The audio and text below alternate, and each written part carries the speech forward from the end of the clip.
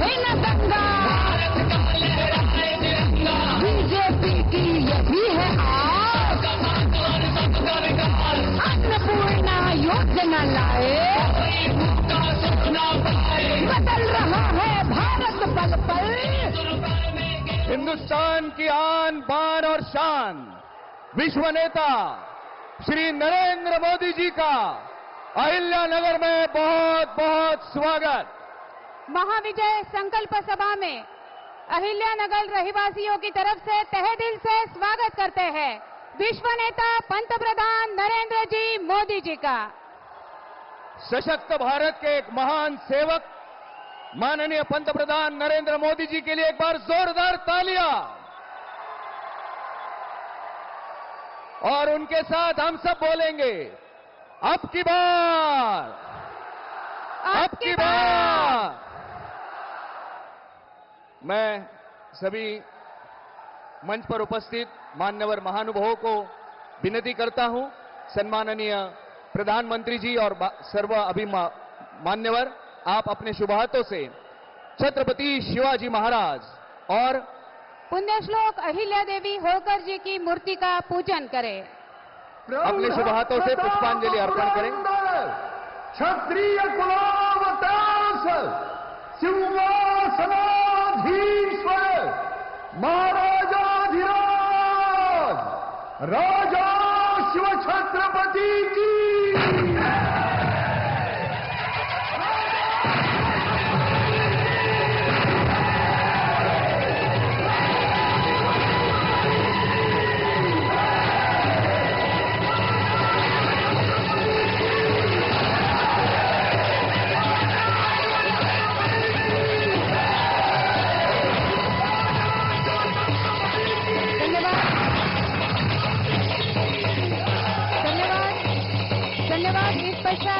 राज्य के महसूल तथा इस जिले के पालक मंत्री सम्माननीय नामदार राधाकृष्ण जी विखे पाटिल साहब शब्द सुमनों से देश के प्रधानमंत्री नरेंद्र जी मोदी जी का स्वागत करेंगे। इसी के साथ मैं उनसे विनती करता हूं, सम्माननीय महसूल मंत्री राधाकृष्ण जी विखे पाटिल साहब इनको, कि आप अपने शुभ हाथों से आज इस अहिल्यानगर की नगरी में पधारे हुए हमारे प्रधानमंत्री जी का स्वागत करें। इनका स्वागत एक खास किस्म से होगा। आज हम इन्हें देने जा रहे हैं वारकरी संप्रदाय का प्रतीक मानी जाने वाली पगड़ी तथा पंचा एवं ज्ञानेश्वरी का ग्रंथ और वीणा। फिर से हम भगवा लहराएंगे। वारकरी संप्रदायाची पगडी, वीणा आणि ग्रंथ ज्ञानेश्वरी देऊन या ठिकाणी सन्मान संपन्न होत आहे। जय श्री राम। धन्यवाद। इस पश्चात सम्माननीय खासदार सदाशिवरावजी लोखंडे साहब विश्व नेता पंतप्रधान नरेंद्र जी मोदी जी का सम्मान करेंगे सच्चिदानंद साईनाथ जी की मूर्ति देकर। और इनके बाद मैं विनती करना चाहता हूं सम्माननीय खासदार सुजय दादा विखे पाटिल साहब को कि आप अपने हाथों से प्रधानमंत्री जी का सम्मान करें। सुजय दादा सम्मानित करने जा रहे खास किस्म की हमारी ये जो कंबल है और जिनके नाम से अब हमारा ये शहर जाना जाएगा, पुण्यश्लोक अहिल्या देवी होलकर जी की प्रतिमा को देकर प्रधानमंत्री जी का यहाँ पे सम्मान हो रहा है। पुण्यश्लोक अहिल्या देवी होळकर यांची प्रतिमा, घोंगडी आणि काठी देऊन विशेष सन्मान होतोय देशाचे पंतप्रधान सन्माननीय नरेंद्रजी मोदी साहेबांचा। आप सबका बहुत बहुत आभार व्यक्त करते हैं। सभी से विनती है कि आप मंच पर स्थानापन्न हो जाइए। और मैं विनती करना चाहता हूं सम्माननीय उपमुख्यमंत्री महाराष्ट्र राज्य श्रीमान देवेंद्र जी फडणवीस साहब को कि आप अपना मनोगत यहां पे व्यक्त करें। भारत माता की। अरे हा अहिल्यानगरचा आवाज वाटत नाहीये। भारत माता की। छत्रपती शिवाजी महाराज की धर्मवीर छत्रपती संभाजी महाराज की, पुण्यश्लोक अहिल्या देवी की जय श्रीराम, जय जय श्रीराम. हिंदवी स्वराज्याचे सरसंस्थापक छत्रपती शिवरायांना मानाचा मुजरा करतो. भारतीय राज्यघटनेचे शिल्पकार भारतरत्न डॉक्टर बाबासाहेब आंबेडकर यांना मानवंदना अर्पित करतो. आणि आज या ठिकाणी उपस्थित असलेले अखिल विश्वातील सर्वाधिक लोकप्रिय नेते, आपले नेते माननीय नरेंद्र मोदीजी, माननीय मोदीजींचं अहिल्या नगरीमध्ये मी मनपूर्वक स्वागत करतो. मंचावर उपस्थित राधाकृष्ण विखे पाटीलजी, डॉक्टर भागवत कराडजी, दादा भुसेजी, आपले लोकप्रिय उमेदवार सुजय विखे पाटीलजी, शिर्डीचे लोकप्रिय उमेदवार सदाशिवराव लोखंडेजी, मधुकरराव पिचड, रामभाऊ शिंदे, शिवाजीराव कर्डिले, संग्रामजी जगताप, आशुतोषजी काळे, मोनिकाताई राजळे, किरणजी लामटे, स्नेहलताताई कोल्हे, बाळासाहेब मुरकुटे, अण्णासाहेब मोस्के पाटील, चंद्रशेखर कदमजी, शालिनीताई विखे पाटील, कमलाकर कोते, अभयजी आगरकर, भानुदासजी बेरड, बाबासाहेब वाकळे, नितीन दिनकर, मंचावरील सर्व मान्यवर आणि या विराट संख्येने उपस्थित असलेल्या माझ्या भगिनी आणि बंधूंनो, मोदी साहेब 2014 आणि 2019 याच मैदानावर आले होते. दोन्ही सभांना मी उपस्थित होतो. पण मी निश्चितपणे सांगू शकतो, या दोन्ही सभांचा रेकॉर्ड आजच्या सभेने मोडलेला आहे. आणि अहमदनगर आणि शिर्डी या दोन्ही जागा आता भारतीय जनता पार्टी आणि शिवसेना कमळ आणि धनुष्यबाण आणि महायुती जिंकणार आहे, याबद्दल माझ्या मनात कुठली शंका नाही. मगाशी सुजयनी सांगितलं खरंय. आता या ठिकाणी पुण्यश्लोक अहिल्यादेवी होळकरांचा जिल्हा आहे, त्यामुळे महाराष्ट्र सरकारने या जिल्ह्याचं नाव अहिल्यानगर करण्याचा निर्णय घेतलाय. आणि आता तिसऱ्यांदा मोदी साहेब ज्यावेळी देशाचे प्रधानमंत्री होतील त्यांचा आशीर्वाद मिळेल आणि हे अहिल्यानगरच होईल, हा विश्वास या निमित्ताने मी व्यक्त करतो. मोदी साहेबांची जादू बघा. माझ्या जन्माच्या आधी सुरू झालेला निळवंडे मोदी साहेबांच्या आशीर्वादानं पूर्ण झाला आणि शेतकऱ्यांना पाणी मिळतंय. आणि आज तुम्हाला हे सांगण्याकरता उभा आहे की या ठिकाणी बाळासाहेब विखे पाटील साहेबांनी जे स्वप्न बघितलं होतं आणि विशेषतः पाणी परिषदेच्या माध्यमातून जे काही वाहून जाणारं पाणी आहे ते नगरमध्ये आणून नगर, नाशिक आणि मराठवाडा यांच्यातला वाद मिटवून संपूर्ण दुष्काळी भागाला पाणी मिळालं पाहिजे, त्याची तयारी आपल्या युतीच्या सरकारनं केली आहे. आणि मला विश्वास आहे एकदा मोदीजी तिसऱ्यांदा प्रधानमंत्री झाले की हे पाणी आपल्यापर्यंत पोहोचणार आहे. कुकडी असेल, साखळी असेल, या सगळ्या जे काही आपली धरणं आहेत, जे काही आपले प्रकल्प आहेत, या संदर्भातले सगळे प्रश्न हे मोदीजींच्या आशीर्वादाने या ठिकाणी आपण सोडवणार आहोत. आणि या जिल्ह्यातला दुष्काळी भाग हा जलमय करण्याचं काम येत्या 5 वर्षामध्ये युतीचं सरकार हे मोदीजींच्या आशीर्वादानं या ठिकाणी करेल. आज आपण पाहू शकतो 4 प्रमुख महामार्ग देशातले हे आता नगरशी जोडण्यात आले आहेत. आता देशातलं एक महत्वाचं शहर म्हणून, जिल्हा म्हणून नगरकडे पाहिलं जात आहे. आणि येत्या काळामध्ये आपल्या सरकारने 4 MIDC या ठिकाणी तयार केल्या आहेत. आणि या MIDC मध्ये मोदी साहेबांच्या आशीर्वादानं येत्या काळात एवढ्या मोठ्या प्रमाणात उद्योग येतील की आमच्या जिल्ह्याच्या, आमच्या सगळ्या युवकांच्या हाताला काम मिळेल. आणि हा जिल्हा देखील औद्योगिक जिल्हा म्हणून या ठिकाणी आपल्याला पाहता येईल. आणि म्हणून बंधू भगिनींनो, आज खऱ्या अर्थानं या जिल्ह्यामध्ये शेतकऱ्यांना 24 तास वीज देण्याकरता आपण या ठिकाणी मुख्यमंत्री सोलर योजना आणली आणि मी तुम्हाला सांगतो, येत्या 18 महिन्यामध्ये या जिल्ह्यातल्या प्रत्येक शेतकऱ्याला दिवसा 12 तास वीज 365 दिवस ही आपण त्या ठिकाणी उपलब्ध करून देऊ, हा निर्धार आमचा आहे. आज मोदीजींच्या आशीर्वादानं शिर्डीमध्ये नवीन एअरपोर्ट होतोय, शिर्डीचा चेहरा बदलतोय.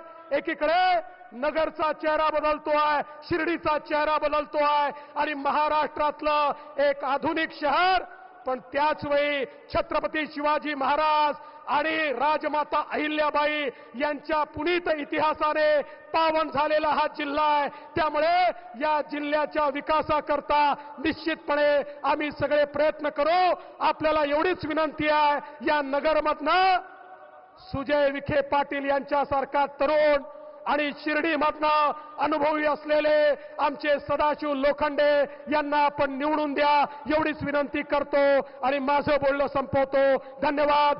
जय हिंद, जय महाराष्ट्र.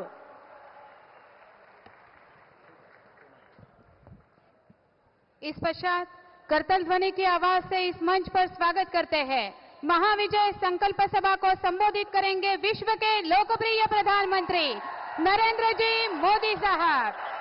जोरदार तालियां होनी चाहिए घोषणाओं के साथ. जय श्री राम. तदात्मानं सृजाम्यहम्.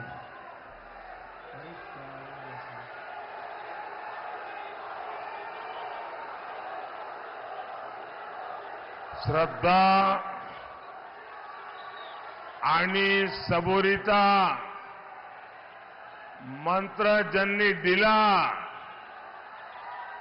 त्या साईबाबाच्या चरणी नतमस्तक होतो. पुण्यश्लोक राजमाता अहिल्यादेवी होलकर यांनाही कोटी कोटी अभिवादन करतो. मैं मालीवाड़ा गणपति जी को नमन करता हूं. मैं छत्रपति शिवाजी महाराज, ज्योतिबा फुले और सावित्रीबाई फुले को श्रद्धापूर्वक प्रणाम करता हूं. मैं अहिल्यानगर की इस पुण्य भूमि को भी प्रणाम करता हूं. महाराष्ट्र के विकास में सहकारिता आंदोलन को दिशा देने वाले बाला साहब विखे पाटिल जी का जो योगदान है, मैं आज उसे भी याद कर रहा हूं. साथियों, आज तीसरे चरण का मतदान चल रहा है. हर ओर बीजेपी और एनडीए को भरपूर जन समर्थन मिल रहा है. तीसरे चरण के मतदान ने ये साफ कर दिया है कि 4 जून को इंडी अगाड़ी की एक्सपायरी डेट तय हो गई है.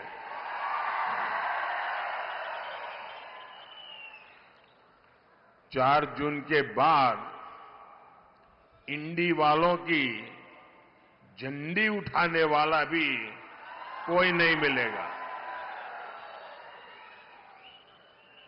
चुनाव के पहले ये जो भानुमति का कुनबा जुड़ा था, ये 4 जून को रेत के टीले की तरह बिखरने वाला है। साथियों, इस बार का चुनाव संतुष्टिकरण और तुष्टीकरण के बीच हो रहा है। बीजेपी एनडीए का पूरा प्रयास अपनी मेहनत से देशवासियों को संतुष्ट करने का है। वहीं इंडी अगाड़ी वाले अपनी साजिशों से अपने वोट बैंक के तुष्टीकरण में लगे हैं। कांग्रेस ने तो अपना पूरा मैनिफेस्टो ही मुस्लिम लीगी बना दिया है।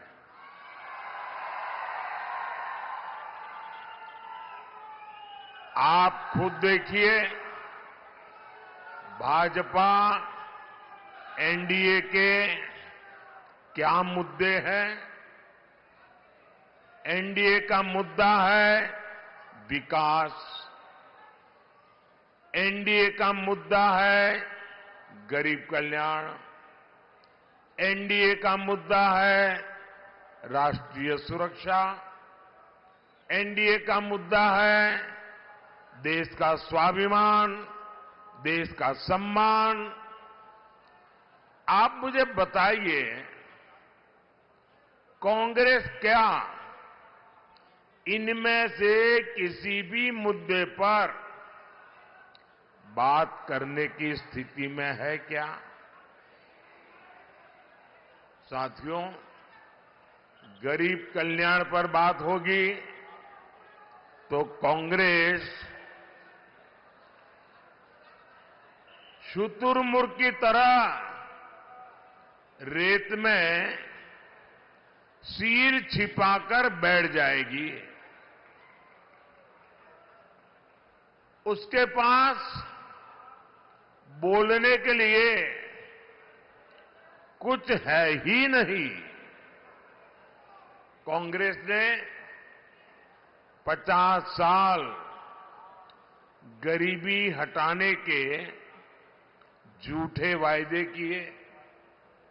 उसने गरीबों से सबसे बड़ा विश्वासघात किया।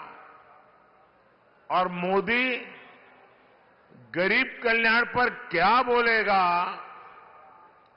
मोदी 4 करोड़ घर, पक्के घर की बात करेगा। मोदी 50 करोड़ गरीबों के जनधन खातों का हिसाब देगा। मोदी 80 करोड़ जरूरतमंदों को मुफ्त राशन का हिसाब देगा। जब किसान की बात होगी तो मोदी बताएगा कि पीएम किसान सम्मान निधि के 3 लाख करोड़ रुपए किसानों को मिले हैं। मोदी फसल बीमा योजना से किसानों को 1.5 लाख करोड़ रुपए का मुआवजा मिलने की बात करेगा। मोदी फसलों की एमएसपी में रिकॉर्ड बढ़ोतरी का हिसाब देगा। और कांग्रेस क्या करेगी? कांग्रेस अपने मुंह पर पट्टी बांध लेगी। भाइयों और बहनों, आज के दिन कांग्रेस और इंडिया अलायंस ने अपनी बहुत खतरनाक, मैं दोबारा कहता हूं, बहुत खतरनाक साजिश पर खुद ही मुहर लगा दी है। इतने दिनों से मैं बार बार देश से कह रहा था कि कांग्रेस और उसके साथी बहुत खतरनाक खेल खेलने में जुटे हैं।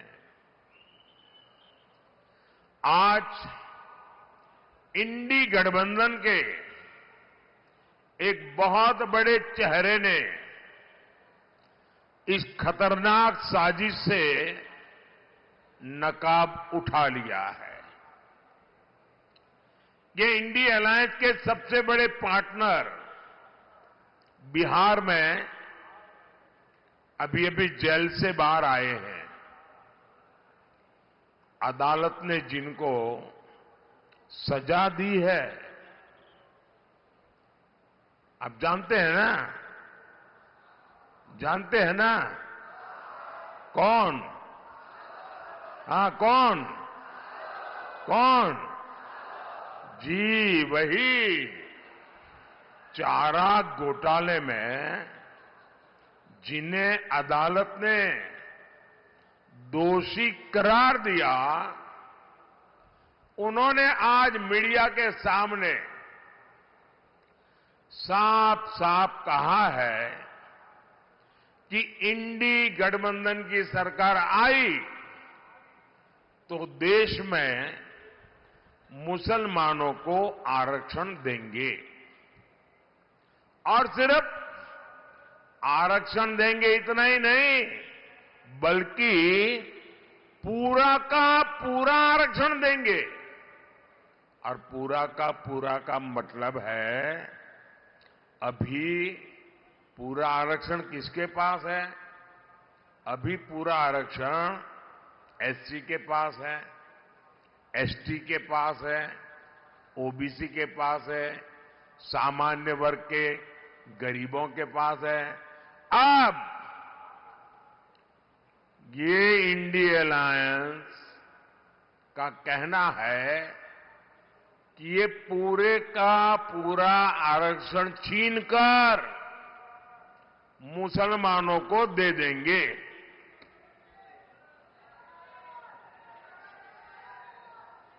यानी एससी, एसटी, ओबीसी और गरीबों से छीनकर ये अपने वोट बैंक को पक्का करना चाहते हैं। जिस काम को करने से बाबा साहब आंबेडकर ने रोका था, पूरी संविधान सभा ने रोका था, वो पाप ये कांग्रेस और अगाड़ी वाले करना चाहते हैं। संविधान धर्म के आधार पर आरक्षण की मनाही करता है। अब ये इंडी अलायंस वाले संविधान बदलना चाहते हैं ताकि अपने खास वोट बैंक को ये खुश कर सके। गरीब, एससी, एसटी, ओबीसी, माताएं, बहनें, युवा, इनको पूरी तरह से नकार चुका है। इसलिए अब किसी भी हद तक जाने में जुटे हैं। मैं जरा आपसे पूछना चाहता हूं, आप लोग हिंदी में पूछूंगा तो समझ लेंगे ना। मैं आपसे पूछना चाहता हूं, क्या आप ऐसा होने देंगे? क्या आप ऐसा होने देंगे? पूरी ताकत से दूर से भी आवाज आनी चाहिए। क्या आप ऐसा होने देंगे? साथियों, इंडी अगाड़ी का कोई हथकंडा जनता के सामने नहीं चल रहा है। ये हताशा सीमा पार भी दिखाई दे रही है। यहां वाली ए टीम हार रही है, इसलिए कांग्रेस की सीमा पार वाली बी टीम एक्टिव हो गई है। सीमा पार से कांग्रेस का हौसला बढ़ाने के लिए ट्वीट किए जा रहे हैं। बदले में कांग्रेस पाकिस्तान को आतंकी हमलों में क्लीन चिट दे रही है। भाइयों और बहनों, मैं आज आपसे पूछता हूं, पूरे देश से पूछता हूं, महाराष्ट्र की धरती पर मुंबई में 26/11 का जो आतंकी हमला वो पाकिस्तान ने करवाया था या नहीं करवाया था? किसने करवाया था? किसने करवाया था?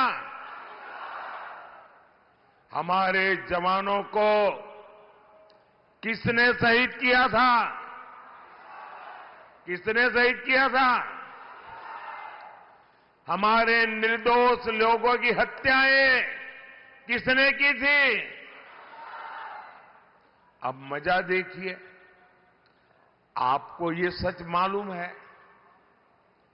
पूरी दुनिया को ये सच मालूम है, हमारे देश की अदालतें भी फैसला दे चुकी हैं, और तो और पाकिस्तान खुद भी स्वीकार कर चुका है। आतंकियों की फोन रिकॉर्डिंग मौजूद है, लेकिन कांग्रेस पार्टी आतंकियों को बेकसूर होने का सर्टिफिकेट जारी कर रही है।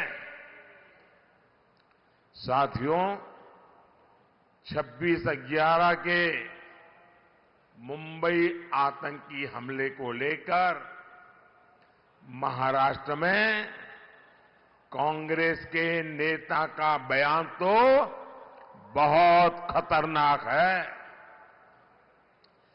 ये कांग्रेसी मिलकर अब आतंकी कसाब का पक्ष ले रहे हैं। कांग्रेस के समय विदेश राज्य मंत्री रहे और परिवार के करीबी ने भी कसाब को निर्दोष बता दिया है। ये मुंबई हमले में मारे गए सभी निर्दोष नागरिकों का अपमान है। ये मुंबई हमले में सभी आतंकियों को मार गिराने वाले सभी सुरक्षा बलों का अपमान है। ये शहीद तुकाराम आमले जैसे उन शहीदों का अपमान है। देश को किस तरफ ले जाना चाहती है कांग्रेस? तुष्टीकरण के लिए कांग्रेस हर रोज और ज्यादा नीचे गिरती चली जा रही है। क्या ऐसी कांग्रेस, ऐसे इंडी अगाड़ी को महाराष्ट्र में एक भी सीट मिलनी चाहिए क्या? जरा पूरी ताकत से बताएंगे, एक भी सीट मिलनी चाहिए क्या? साथियों, मोदी ने पिछले 10 वर्षों में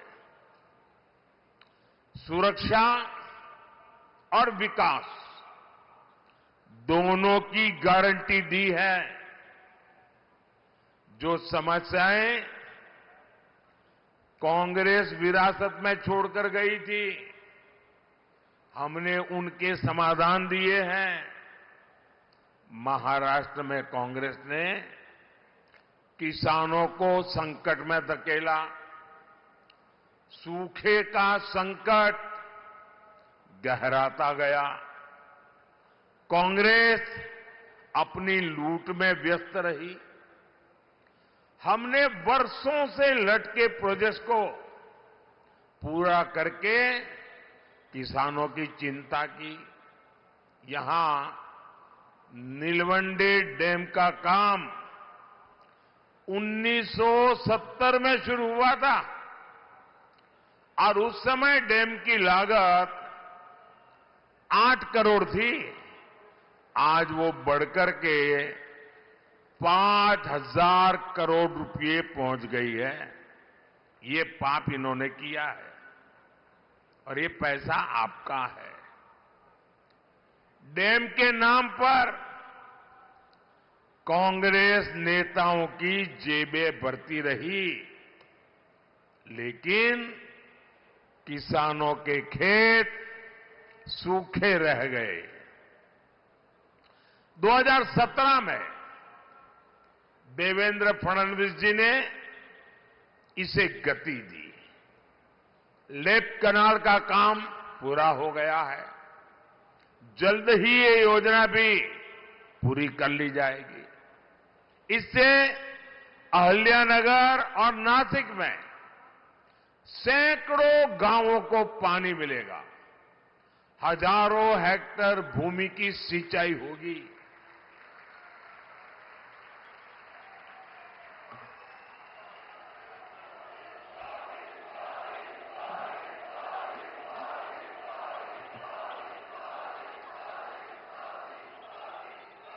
साथियों, बीजेपी एनडीए के लिए किसान कल्याण सर्वोपरि है। ये हमारी टॉप प्रायोरिटी है। हमारी सरकार में गन्ना किसानों को पहले से ज्यादा पैसे मिले हैं। आयकर के, इनकम टैक्स वालों के 10,000 करोड़ रुपए माफ करने से लाखों किसान परिवारों को लाभ हुआ है। महाराष्ट्र के किसानों को पीएम किसान सम्मान निधि के रूप में 30,000 करोड़ रुपए से ज्यादा सीधे खाते में भेजे हैं। साथियों, विकसित भारत के लिए नारी शक्ति का सशक्त होना उतना ही जरूरी है। आज महिलाओं को सेल्फ हेल्प ग्रुप्स के जरिए नए अवसर मिल रहे हैं। मोदी का संकल्प है, हम 3 करोड़ बहनों को लखपति दीदी बनाएंगे।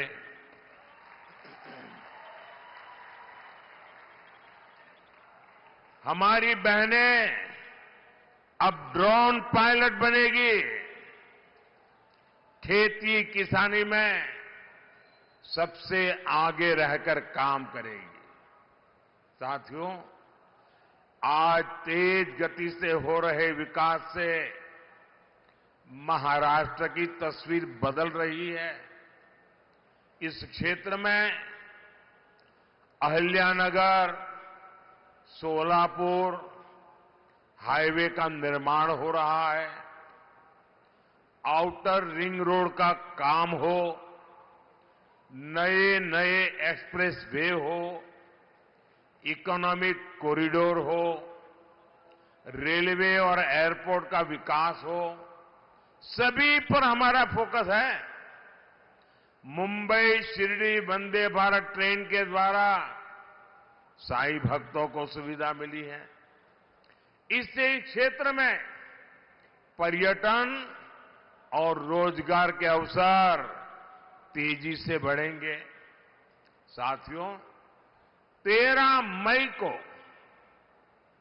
आपका वोट देश और महाराष्ट्र का भविष्य तय करेगा। मेरा अनुरोध है, अहमदनगर से भाजपा प्रत्याशी डॉक्टर सुजय राधाकृष्ण विखे पाटिल जी और शिरडी से एनडीए प्रत्याशी शिवसेना के सदाशिव लोखंडे जी को भारी मतों से विजयी बनाएं। इनको मिलने वाला वोट केंद्र में मोदी को मजबूत करेगा। और जब आप इनको वोट डालेंगे ना, तो वोट सीधा सीधा मोदी के खाते में जाएगा। और इसलिए आप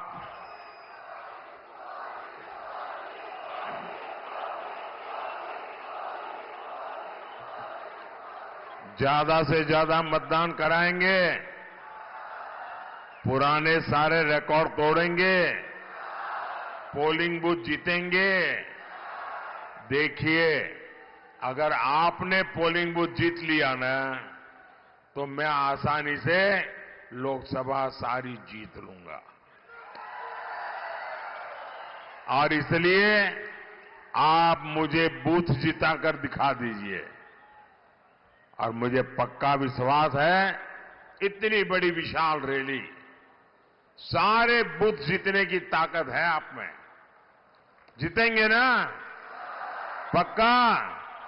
बोलिए भारत माता की, भारत माता की, भारत माता की। बहुत बहुत धन्यवाद।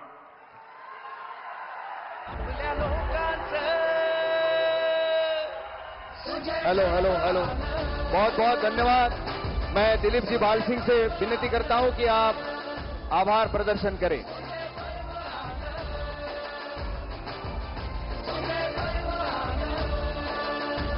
आभार प्रदर्शनाची विनंती आहे सन्माननीय दिलेशजी भालसिंग यांना।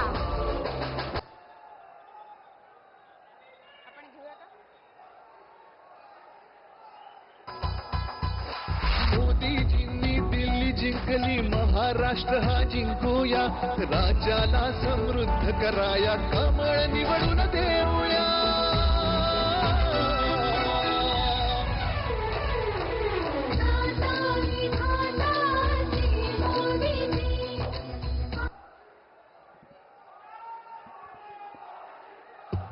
दिलीपजी बाल सिंग यांना विनंती करतो की त्यांनी आभार प्रदर्शन करावं।